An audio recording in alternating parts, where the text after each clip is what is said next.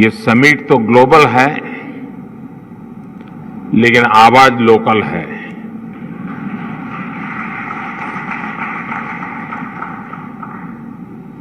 इतना ही नहीं, आगाज भी लोकल है।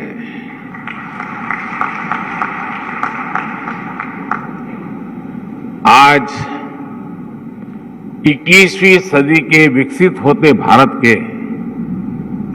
सामर्थ्य का, उस सामर्थ्य को देखने का, उसके प्रदर्शन का एक विशेष दिवस है। आजादी के अमृत महोत्सव के इस ऐतिहासिक कालखंड में 1 अक्टूबर 2022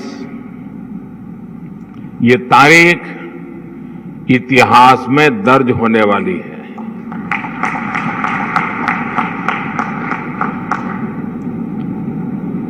दूसरा, ये नवरात्रि का पर्व चल रहा है, शक्ति उपासना का पर्व होता है, और 21वीं सदी की जो सबसे बड़ी शक्ति है, उस शक्ति को नई ऊंचाई पर ले जाने का आज भी आरंभ हो रहा है।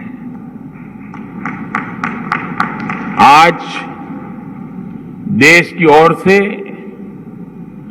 देश की टेलीकॉम इंडस्ट्री की ओर से 130 करोड़ भारतवासियों को 5G के तौर पर एक शानदार उपहार मिल रहा है। 5G देश के द्वार पर नए दौर की दस्तक लेके आया है। 5G अवसरों के अनंत आकाश की शुरुआत है। मैं प्रत्येक भारतवासी को इसके लिए बहुत बहुत बधाई देता हूं। साथियों, मैं गौरव से भरे इन क्षणों के साथ ही मुझे खुशी इस बात की भी है कि 5G की शुरुआत में ग्रामीण स्कूलों के बच्चे भी हमारे साथ सहभागी हैं, गांव भी सहभागी है, मजदूर गरीब भी सहभागी है। अभी मैं यूपी के ग्रामीण स्कूल की बेटी 5G होलोग्राम टेक्नोलॉजी के जरिए रूबरू हो रहा था। जब मैं 2012 के चुनाव में होलोग्राम लेकर के चुनाव प्रचार कर रहा था तो दुनिया के लिए अजूबा था। आज वो घर घर पहुंच रहा है। मैंने महसूस किया कि नई तकनीक उनके लिए किस तरह पढ़ाई के मायने बदलते जा रही है। इसी तरह गुजरात, महाराष्ट्र, ओडिशा के गांवों के सुदूर स्कूल तक 5G के जरिए बच्चे बड़े बड़े विशेषज्ञों के साथ क्लास में नई नई चीजें सीख रहे हैं। उनके साथ नए दौर की क्लास का हिस्सा बनना, ये वाकई बहुत रोमांचित करने वाला अनुभव है। साथियों, 5G को लेकर भारत के प्रयासों का एक और संदेश है, नया भारत। टेक्नोलॉजी का सिर्फ कंज्यूमर बनकर नहीं रहेगा, बल्कि भारत उस टेक्नोलॉजी के विकास में, उसके इम्प्लीमेंटेशन में बहुत बड़ी एक्टिव भूमिका निभाएगा। भविष्य की वायरलेस टेक्नोलॉजी को डिजाइन करने में, उससे जुड़ी मैन्युफैक्चरिंग में भारत की बड़ी भूमिका होगी। 2G, 3G, 4G के समय भारत टेक्नोलॉजी के लिए दूसरे देशों पर निर्भर रहा, लेकिन 5G के साथ भारत ने नया इतिहास रच दिया है। 5G के साथ भारत पहली बार टेलीकॉम टेक्नोलॉजी में ग्लोबल स्टैंडर्ड तय कर रहा है। भारत लीड कर रहा है। आज इंटरनेट का इस्तेमाल करने वाला हर व्यक्ति इस बात को समझ रहा है कि 5G इंटरनेट का पूरा आर्किटेक्चर बदल कर रख देगा।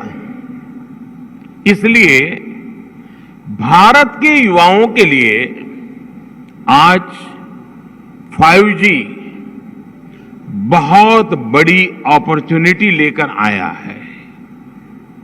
मुझे खुशी है कि विकसित भारत का संकल्प लेकर आगे बढ़ रहा हमारा देश दुनिया के अन्य देशों के साथ किस तरह कदम से कदम मिलाकर चल रहा है।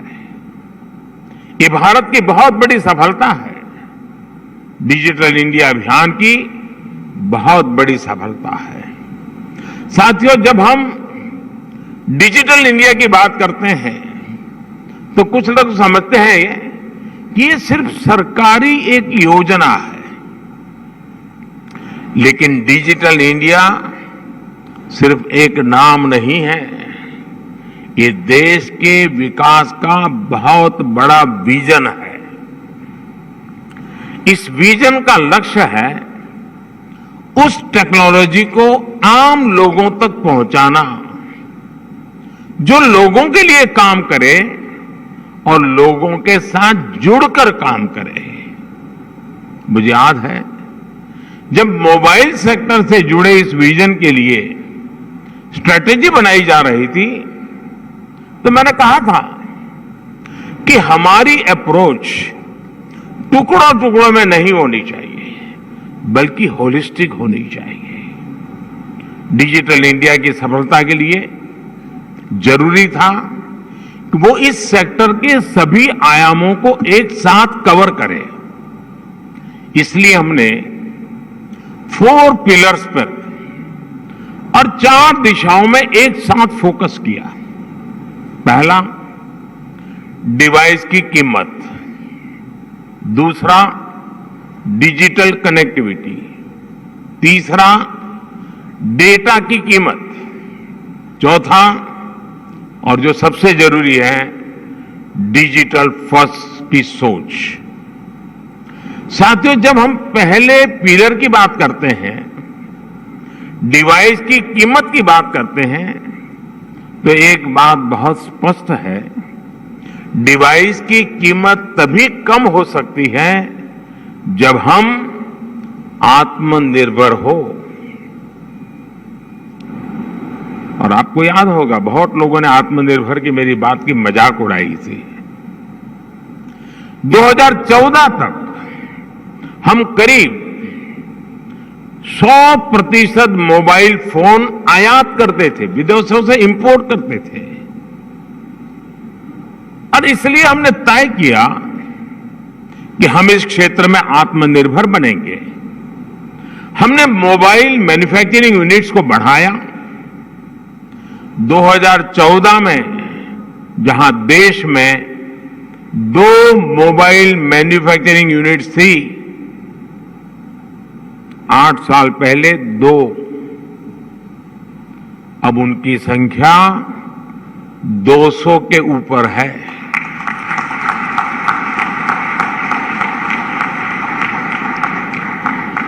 हमने भारत में मोबाइल फोन के उत्पादन को बढ़ाने के लिए इंसेंटिव दिए, प्राइवेट सेक्टर को प्रोत्साहित किया। आज इसी योजना का विस्तार आप पीएलआई स्कीम में भी देख रहे हैं। इन प्रयासों का नतीजा बहुत पॉजिटिव रहा। आज भारत मोबाइल फोन उत्पादन करने में दुनिया में नंबर 2 पर है। इतना ही नहीं, जो कल तक हम मोबाइल इंपोर्ट करते थे, आज हम मोबाइल एक्सपोर्ट कर रहे हैं, दुनिया को बेच रहे हैं। जरा सोचिए, 2014 में जीरो मोबाइल फोन निर्यात करने से लेकर आज हम हजारों करोड़ के मोबाइल फोन निर्यात करने वाले देश बन गए हैं, एक्सपोर्ट करने वाले देश बन चुके हैं। स्वाभाविक है इन सारे प्रयासों का प्रभाव डिवाइस की कीमत पर पड़ा है।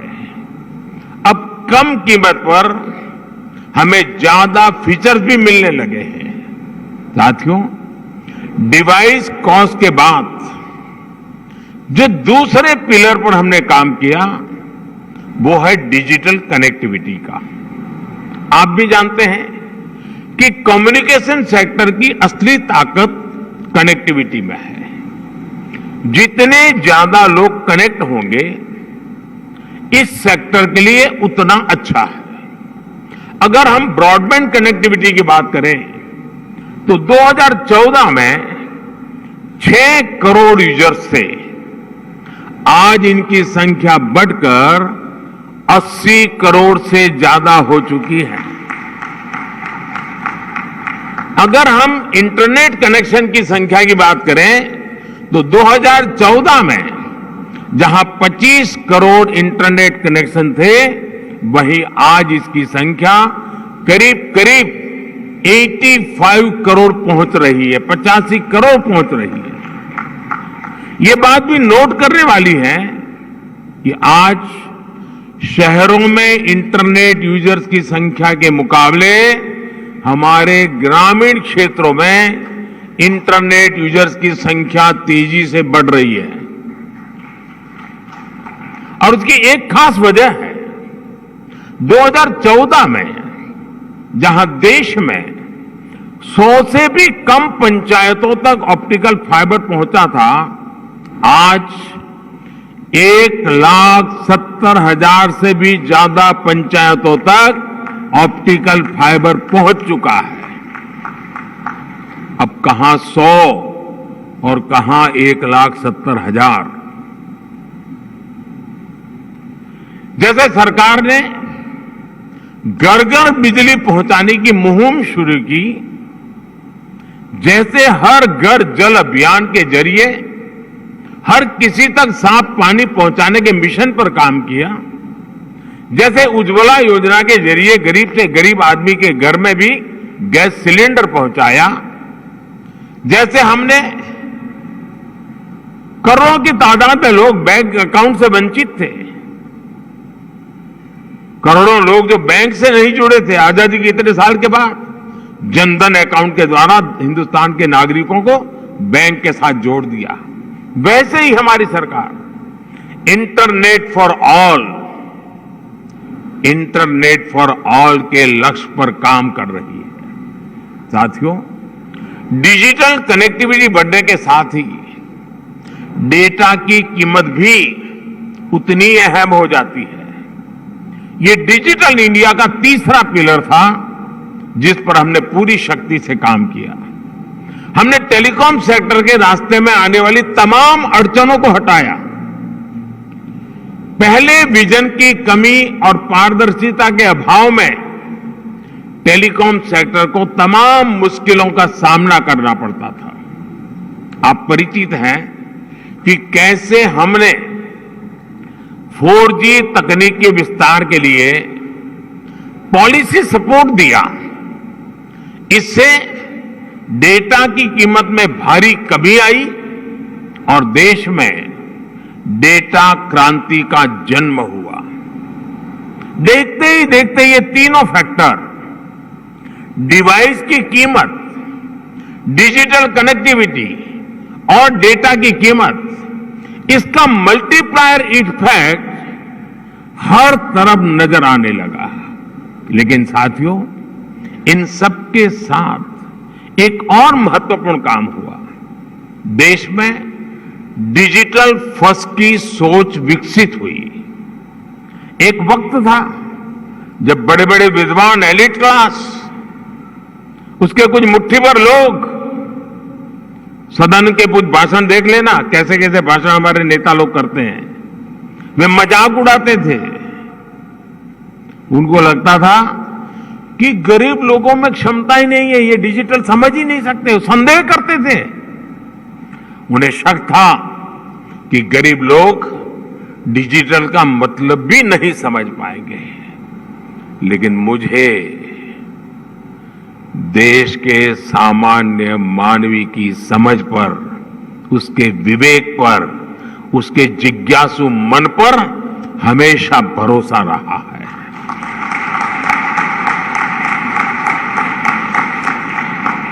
मैंने देखा है कि भारत का गरीब से गरीब व्यक्ति भी नई तकनीकों को अपनाने में आगे रहता है। और मैं एक छोटा अनुभव बताता हूं। शायद ये 2007-8 का कालखंड होगा या 9-10 का, मुझे याद नहीं है। मैं गुजरात में मुख्यमंत्री रहा, लेकिन एक क्षेत्र ऐसा था जहां मैं कभी गया नहीं था और बहुत ही ट्राइबल इलाके में, बहुत ही पिछड़ा।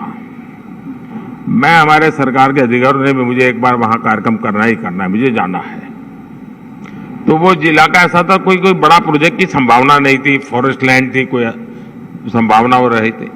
तो आखिर में एक चिलिंग सेंटर, दूध का चिलिंग सेंटर, वो भी 25 लाख रुपए का। मैंने कहा भले वो 25 लाख का होगा, 25,000 का होगा, मैं खुद उद्घाटन करूंगा।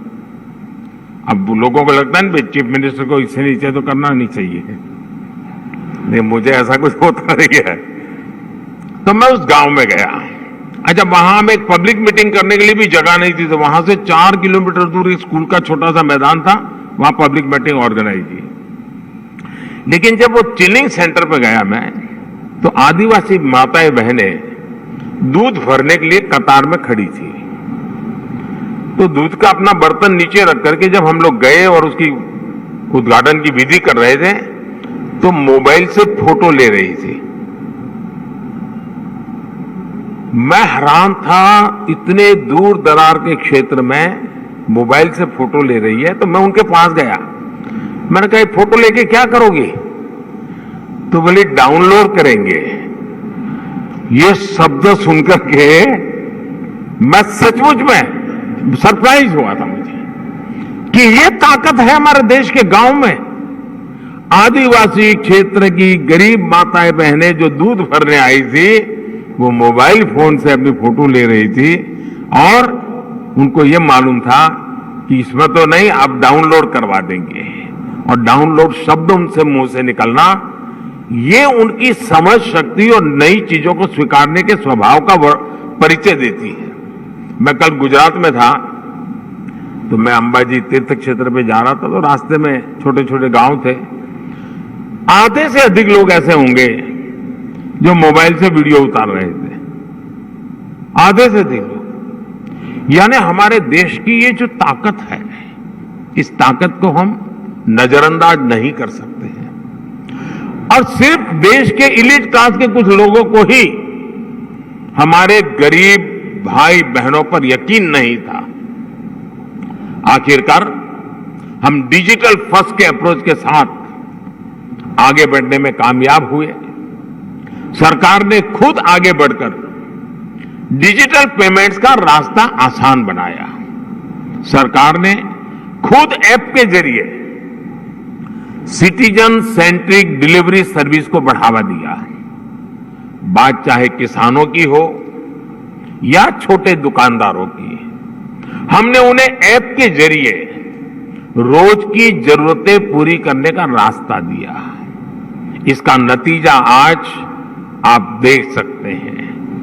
आज टेक्नोलॉजी सही मायने में डेमोक्रेटिक हो गई है, लोकतांत्रिक हो गई है। आपने भी देखा है कि डिजिटल फर्स्ट की हमारी अप्रोच ने कोरोना वैश्विक महामारी के इस दौर में देश के लोगों की कितनी मदद की। दुनिया के बड़े बड़े विकसित देश जब अपने नागरिकों की मदद करने में संघर्ष कर रहे थे, खजाने में रुपये पड़े थे, डॉलर थे, पाउंड थे, सब था, यूरो था, लेकिन और देने का तय भी किया था, लेकिन पहुंचाने का रास्ता नहीं था। भारत एक क्लिक पर हजारों करोड़ रुपए मेरे देश के नागरिकों के खाते में ट्रांसफर कर रहा है। ये डिजिटल इंडिया की ही ताकत थी कि जब दुनिया थमी हुई थी तो भी हमारे बच्चे ऑनलाइन क्लासेस ले रहे थे, पढ़ाई कर रहे थे। अस्पतालों के सामने असाधारण चुनौती थी, लेकिन डॉक्टर्स अपने मरीजों का इलाज टेलीमेडिसिन के जरिए भी कर रहे थे। ऑफिसेज बंद थे, लेकिन वर्क फ्रॉम होम चल रहा था। आज हमारे छोटे व्यापारी हो, छोटे उद्यमी हो, लोकल कलाकार हो, कारीगर हो, डिजिटल इंडिया ने सबको मंच दिया है, बाजार दिया है।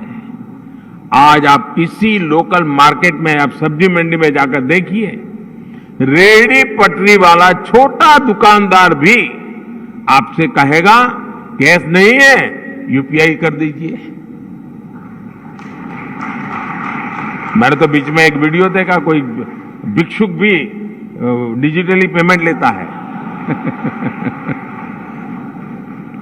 मेरे ट्रांसपेरेंसी देखिए।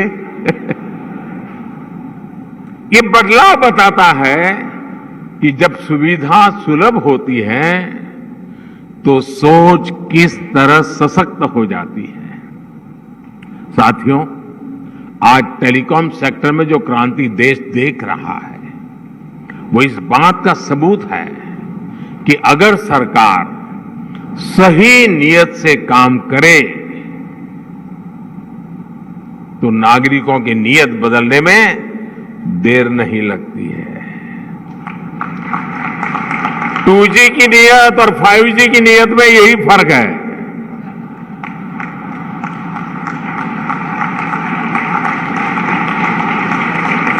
देर आए दुरुस्त आए।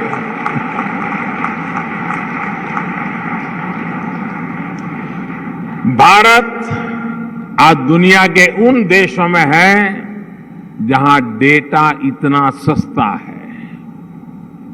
पहले 1 GB डेटा की कीमत जहां 300 रुपये के करीब होती थी, वहीं आज 1 GB डेटा का खर्च केवल 10 रुपये तक आ गया है। आज भारत में महीने भर में एक व्यक्ति मोबाइल पर करीब एवरेज 14 GB डेटा इस्तेमाल कर रहा है। 2014 में इस 14 GB डेटा की कीमत होती थी करीब 4,200 रुपये प्रति महीना, 4,200 रुपया। आज इतना ही डेटा 125 रुपये या ज्यादा से ज्यादा 150 रुपये, 125 या 150 रुपये में मिल जाता है। यानी आज गरीब के, मध्यम वर्ग के मोबाइल डेटा के करीब 4,000 रुपये हर महीने बच रहा है उसके जेब में।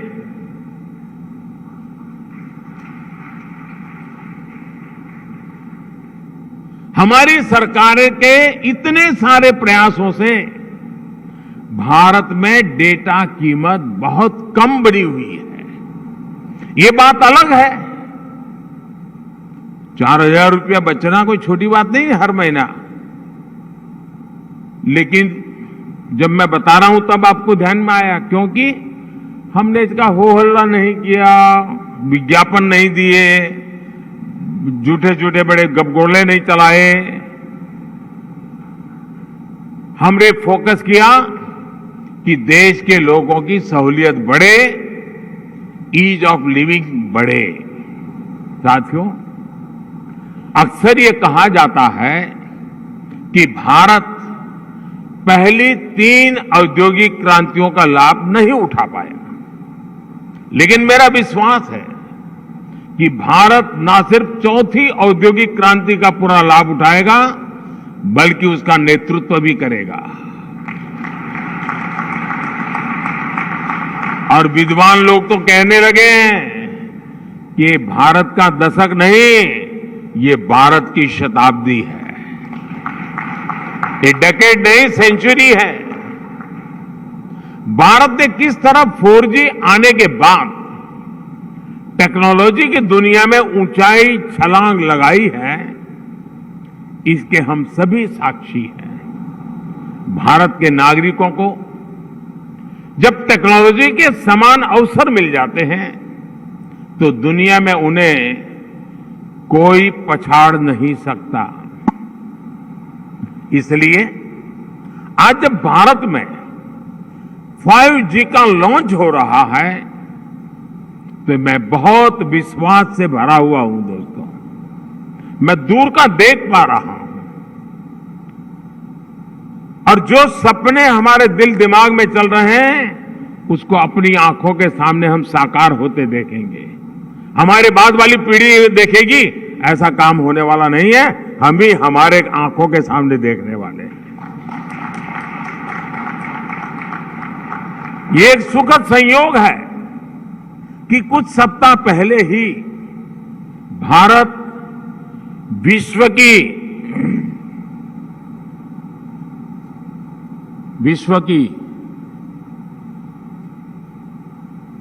5वीं सबसे बड़ी अर्थव्यवस्था बना है।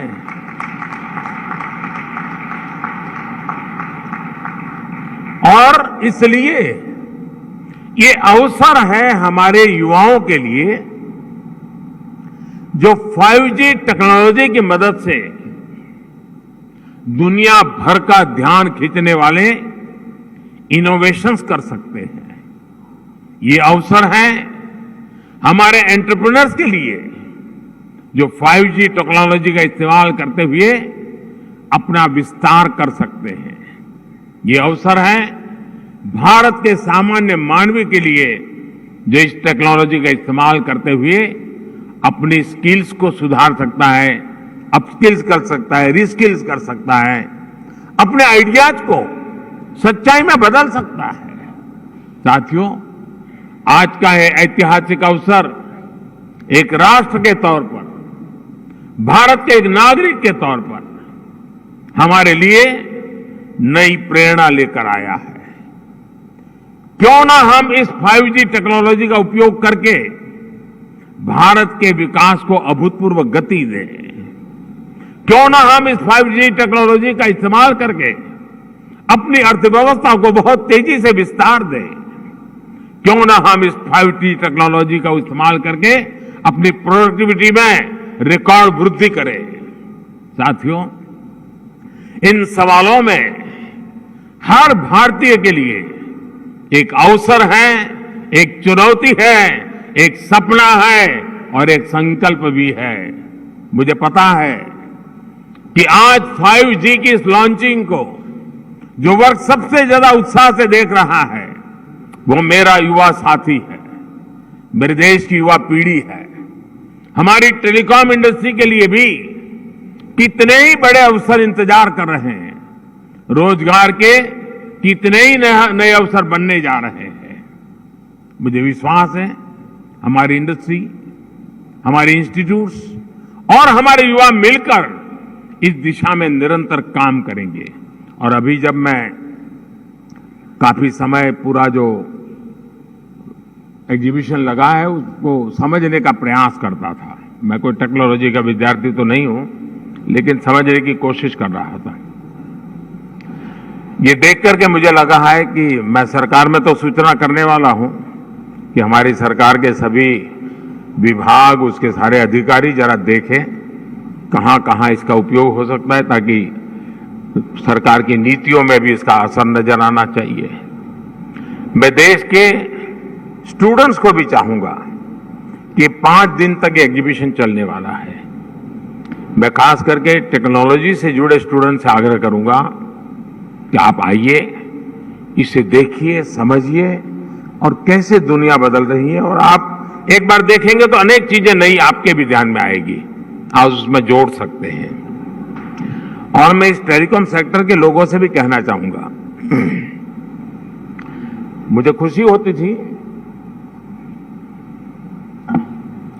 जिस स्टॉल में मैं गया, हर कोई कहता था ये इंडिजीनियस है, ये आत्मनिर्भर है, ये हमने बनाया है, सब बड़े गर्व से कहते थे, मुझे आनंद हुआ।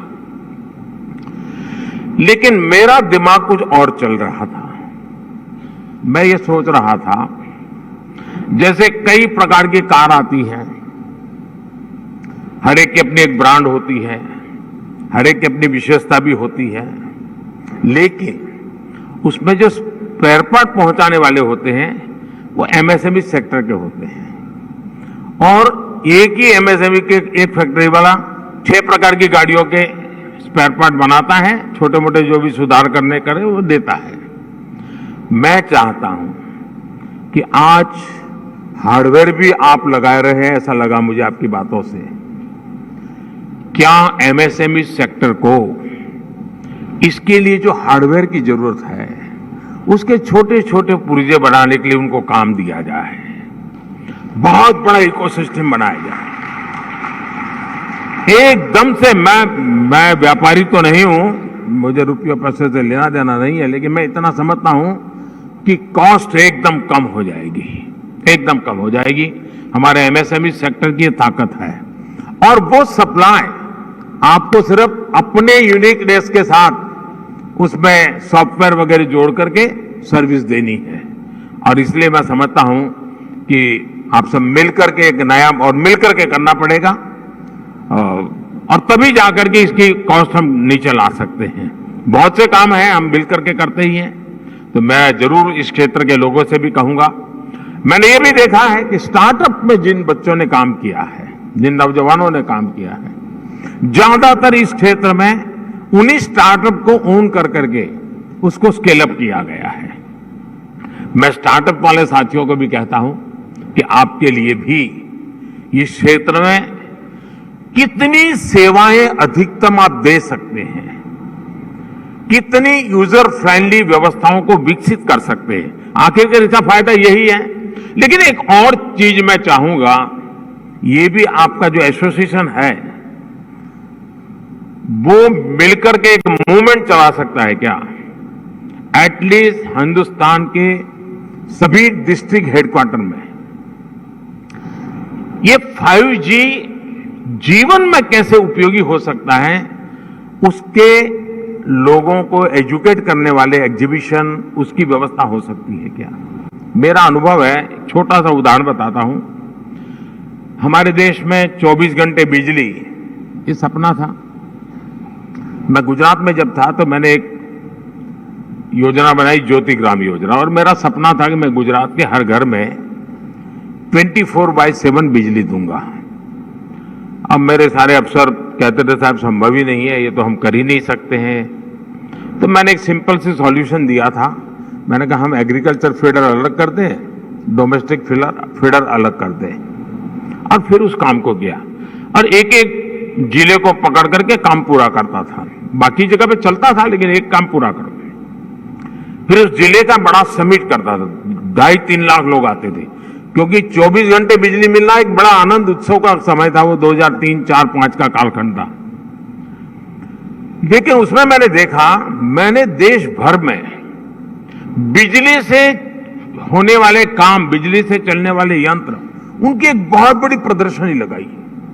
जब लोगों को क्या लगता है, बिजली आई है ना, रात को खाना खाने का समय बिजली मिलेगी, बिजली आई मतलब टीवी देखने के लिए काम आ जाएगा। इसका कई प्रकार से उपयोग हो सकता है, उसका एजुकेशन भी जरूरी था। मैं ये 2003-5 के बीच की बात कर रहा हूं। और जब वो सारा एग्जीबिशन लगाया तो लोग, टेलर भी सोचने लगा मैं इलेक्ट्रिक, मेरा इक्विपमेंट ऐसे लगूंगा, कुम्हार भी सोचने लगा कि मैं ऐसे इलेक्ट्रिक व्हीकल लूंगा, माताएं बहनें भी लगी किचन में हमारे इलेक्ट्रिक वाले इतनी इतनी चीजें आ सकती हैं। यानी एक बहुत बड़ा मार्केट खड़ा हुआ। और बिजली का मल्टीपल यूटिलिटी जीवन के सामान्य जीवन में 5G भी उतना जल्दी, लोगों को लगेगा हाँ यार अब तो वीडियो बहुत जल्दी डाउनलोड हो जाता है, रील देखना है तो बहुत इंतजार नहीं करता है, फोन कट नहीं होता है, साफ सुथरी वीडियो कॉन्फ्रेंस हो सकती है, फोन कॉल हो सकता है। इतने से सीमित नहीं है, ये जीवन को बदलने वाली व्यवस्था के रूप में आ रहा है। और इसलिए मैं इस उद्योग जगत के मित्रों के एसोसिएशन को कहूंगा कि आप स्कूल, कॉलेज, यूनिवर्सिटी और हिंदुस्तान के हर डिस्ट्रिक्ट में जाकर के इसके कितने पहलू हैं और आप देखिए वो लोग उसमें वैल्यू एडिशन करेंगे तो एक आपके लिए सेवा का काम भी हो जाएगा।